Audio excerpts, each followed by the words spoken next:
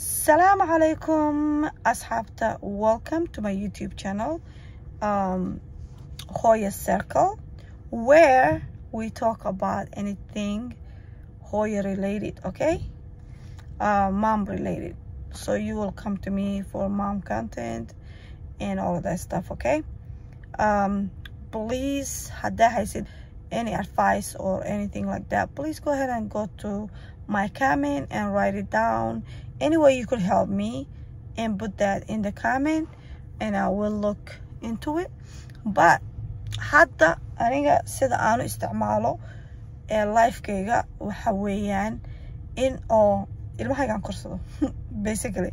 wallahi been ugu sheegay lifekaaga dhanba waxaad ka dhigtaa in oo aad adiga is maamuli kartid, inaad adiga isku filaan kartid, iyo inaad ilmahaaga aad maaragtay siin kartid nolol fiican, nolol wanaagsan, whatever. Because hadda nin iyo naaga kala tagaayo, ninkii u baxa,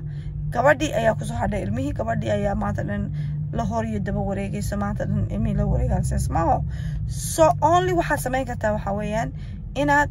u samaysid the best you can for your kids. Ilmahaaga focuska saar, ilmahaaga barashadooda iyo waxooda iyo diiniyagooda iyo waxooda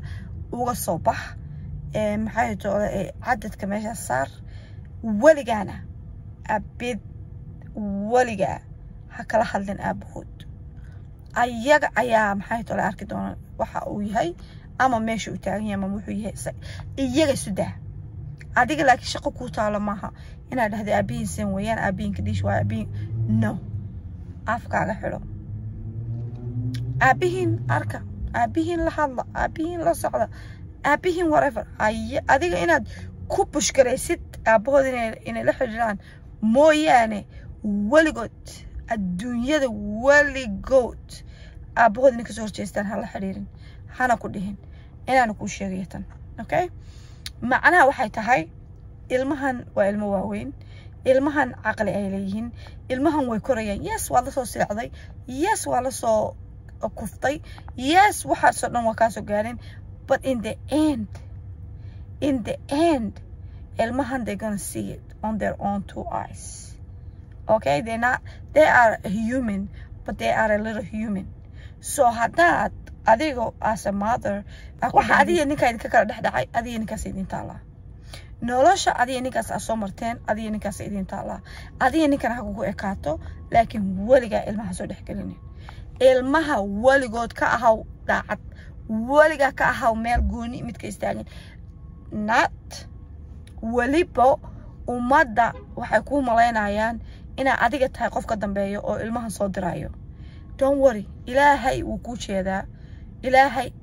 ayaa kuu jeedo, adi ma ogtahay. adiga daacad ilaahay u ahow, adiga runta hadalka ka sheeg, weliga waxba ku darin. ama adiga daacad ilaahay u tahay, waxaan oo dhagaha kaaga soo dhacdhacaayo, waxaan oo dhinaca kale kaaga imaanayo, alla ilmihii ku diraysaa. weliba qofkaas oo ilmaha kaa dhalay adduunyada wuxuu ku faafinaya, adi shaqadaada maaha. ilaaha jooga in the end, ilaaha la xisaabtamayo, because qofkaas oo faafinayo wax adiga wuxuu ku yeelayo maaha waxani. qofkaas wuxuu isleeyahay samcadeeda dil, dadka iska dhis, sidan samay, kadhiis samay, waxaasoo dhan sax. laakiin adigu ogow your main point is as a hooyo oo ilmo kaligeed korsanayso, as a pointka ha ahaado ilmahaygan saan u takeer garayn karaa. ilmihii high school ay galayaan,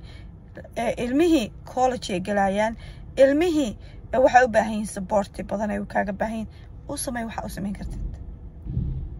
laakiin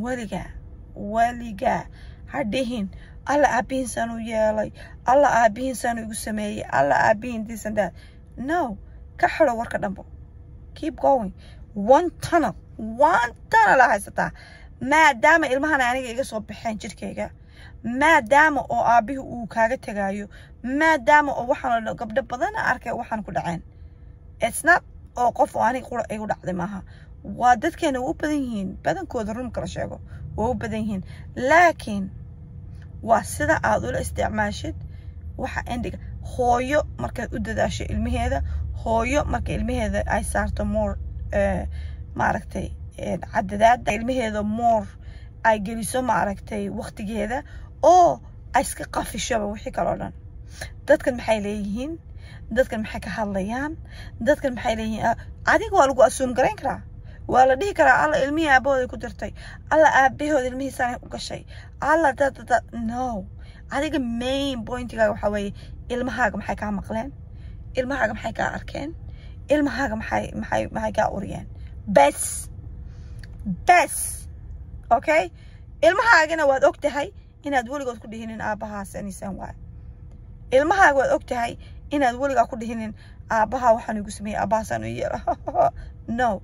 because ayaga indhakule human waay dadkan human they may be babies but they know this okay and they will grow it and they will see it let them do their own investigation why would you do the job for them so, right and then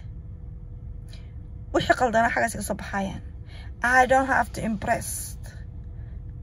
qof kale oo ka baxsan ilmahayga I just have to do right by kuwa aniga dunyada keenay that's it because wax aan aniga keenay adduunyadan weeyaan ilaahay ka soko maadaama aniga keenay ilaahay ka soko adduunyadan I'm gonna make sure they lay meel fiican and they eat and they move and they graduate I'm gonna make sure my kids are graduated schools after that what dunyada meesha rabaan ka aadayaan insha Allah but I did my job and as a mother that's all you have to worry about forget about a man forget about aabahood xataa haduu yahay forget about mid kale alla u guursatida u keentid the reason why aan u guursanaynin qof kale it's not that I can't find another person mashallah there's so many guys that ila hadlo oo dhaha we want to marry you we're ready for you let's go what are you doing what's going on but ilmahayga they are number one qofkan maybe wuu fiican yahay but I never want attention ka inaan ka qaado ilmahaygan qof kale geliyo you know what I mean wallahi the main thing has to be your kids as long as about the kids and as long about your mental health and the kids adduunyada waxa kale kaaga dhiman ma jirto so maanta waxaad leeyahay sheekada casharka xagasan ku soo joojinaya but wallahi gabdhahayda Soomaalida come on let's go follow me hatta hadaad nin haysatid masha Allah tii nin haysato ninkeedu fiican yahay keep it okay but make sure it's always about your kids okay put your kids in mind don't never do wrong by your kids you have to make sure your kids are good first because wixii ilaahay ka sameeyay ayaga waay you know what I mean